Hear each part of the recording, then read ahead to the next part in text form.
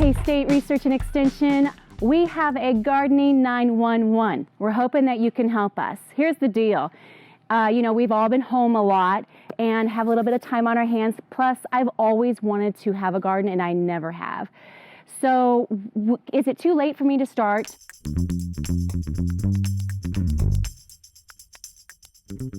You're in great company in starting a garden right now, and there's no time like the present to get going. But you're also right in wondering if now is a good time, if you still have time to get started. So right now is a great time to plant warm season vegetables. Things like tomatoes, peppers, cucumbers, squash, any of those things can be planted right now, but you do need to get started right away. Don't worry, even if you don't get everything planted that you want to this spring, there's still a good reason to start a garden because in Kansas, you can plant things all the way into the fall. So I'd say go for it. So where would you put a garden in this backyard? We're facing east over here, and obviously we have trees on this side, so this probably wouldn't work. If you go over to the side that faces south, we have two shady trees. So we thought maybe this would be an okay place for a garden. However, it would have sun from morning until about 2 p.m.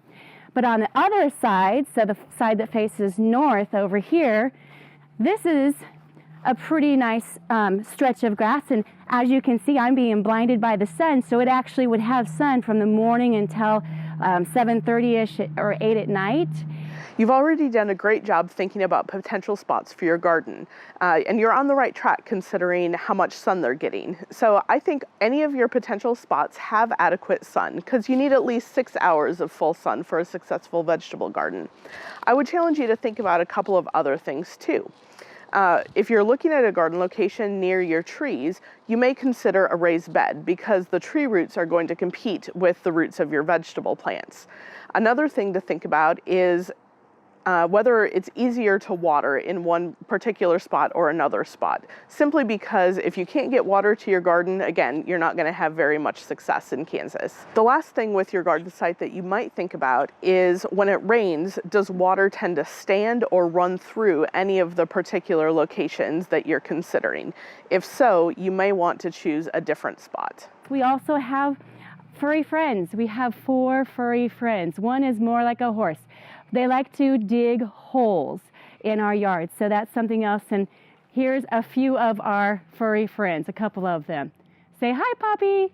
It is important for you to consider balancing the needs of your family, including your family pets, when you're deciding on a garden location. So I would challenge you to think about, is there a particular part of your yard that your dogs use more often than others, that they're more prone to dig holes in than others?